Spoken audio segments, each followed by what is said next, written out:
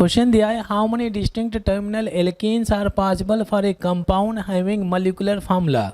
Compound का molecular formula दिया हुआ है C6H12 और इस कंपाउंड के लिए आपको different number of terminal alkene के स्ट्रक्चर ड्रॉ करने हैं, मतलब जिनका मॉलिक्यूलर फार्मूला सेम होना चाहिए but arrangement of atoms different होना चाहिए।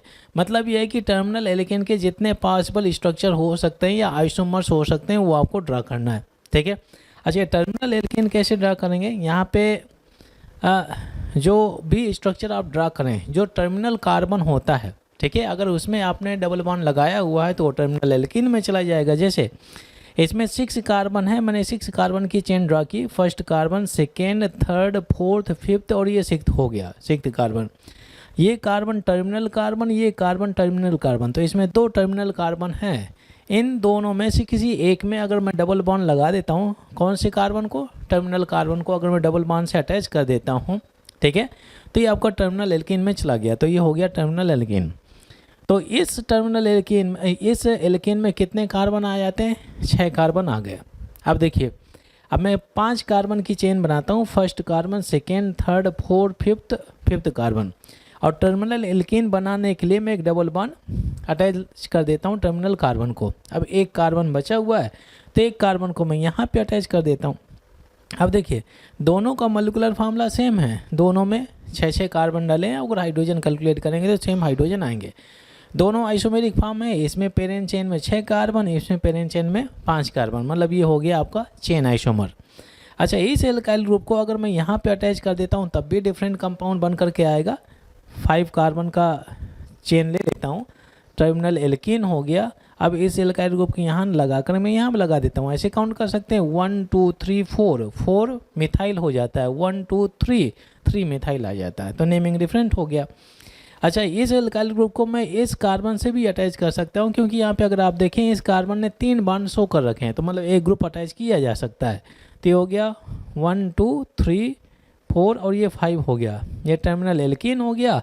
अब एक कार्बन बचा हुआ तो एक कार्बन को यहाँ पे अटैच कर देता हूँ, तो 4 डिफरेंट स्ट्रक्चर आ जाते हैं। अच्छा, 5 मेंबर्ड की जो चेन है हमारे पास में केवल 3 ही स्ट्रक्चर पॉसिबल हैं। अब मैं 4 मेंबर की ले लेता हूँ, तो ये सीक्वेंस हम फॉलो कर देते हैं ऑर्डर बाय ऑर्डर कि 6 मेंबर की चेन में कितने स्ट्रक्चर पॉसिबल हैं, फिर 5 मेंबर की चेन में कितने डिफरेंट स्ट्रक्चर पॉसिबल हैं।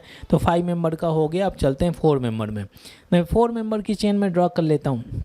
अब देखिए, टर्मिनल एल्कीन बनाना है तो यहाँ पर मैंने एक डबल बॉन्ड लगा दिया। अब 2 कार्बन बचे हैं क्योंकि इसमें टोटल 4 कार्बन है, तो मैं क्या करता हूँ, इसमें एक आइसो ग्रुप, अगर मैं आइसो ग्रुप ऐसे इंट्रोड्यूस करता हूँ ऐसे, तो ये वाला स्ट्रक्चर इसके साथ में मैच कर रहा है, तो आइसो तो नहीं इंट्रोड्यूस कर सकते हैं। तो इसमें क्या करता हूँ, अभी 2 कार्बन हैं 2 कार्बन बचे हैं, तो मैं इसको ऐसे भी ड्रा कर सकता हूँ, ठीक है, पॉसिबल है।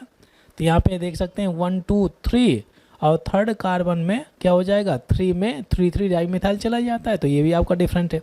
अच्छा, मैं क्या करता हूँ कि एक आइसो ग्रुप यहाँ पे इंट्रोड्यूस कर देता हूँ और एक कार्बन में एक एल्काइल ग्रुप यहाँ पे इंट्रोड्यूस कर देता हूँ। देख लेते हैं, 4 मेंबर्ड का चेन बनाया, टर्मिनल एल्कीन कर दिया और एक एल्काइल ग्रुप यहाँ पे लगाया, एक एल्काइल ग्रुप यहाँ पे लगाया। अच्छा, ऐसा कोई स्ट्रक्चर है क्या? नहीं, तो ये भी स्ट्रक्चर पॉसिबल है। तो 4 मेंबर में जितने भी स्ट्रक्चर पॉसिबल थे तो कर लिया। 4 मेंबर में अगर आप देखें तो ये स्ट्रक्चर ड्रा कर लिया, ये स्ट्रक्चर ड्रा कर लिया। 5 मेंबर में 3 स्ट्रक्चर हमें मिले हैं, 6 मेंबर में केवल एक ही स्ट्रक्चर बना हुआ है, ठीक है। अच्छा, 3 मेंबर का अगर मैं करता हूँ, 3 मेंबर का कुछ ऐसे, नहीं सॉरी 4 मेंबर हो गया, तो 3 मेंबर का ले लेते हैं, ऐसे 3 मेंबर का देख लेते हैं, ये टर्मिनल बना दिया। अब इसके बाद में अगर मैं एक कार्बन यहाँ पे लगा दिया, 2 कार्बन बचे तो 2 कार्बन मैंने कुछ ऐसे कर दिया, या तो मैं ऐसे इसको हटा करके या मैं कुछ ऐसे कर देता हूँ। तो ऐसा ही तो ये स्ट्रक्चर ऑलरेडी बनाया जा चुका है, ये स्ट्रक्चर आपका ऑलरेडी बनाया जा चुका है, ये स्ट्रक्चर डला है। तो फिर से स्ट्रक्चर क्या होने लगेंगे, रिपीट होने लगेंगे। मतलब क्या है कि जो possible number of different structure हो सकते हैं C6H12 के, यही हो सकते हैं। कितने हो गए भाई आपका, ये 1 हो गया, ये 2 हो गया, ये 3 हो गया, ये 4 हो गया, ये 5 हो गया, ये 6 हो गया। तो ऑप्शन कौन सा सही हो जाएगा, आपका डी ऑप्शन सही हो जाता है। और ये सभी आइसोमेरिक फॉर्म में हैं, ठीक है, आइसोमेरिक फॉर्म में, जिनका मॉलिक्यूलर फार्मूला क्या होता है, सेम होता है।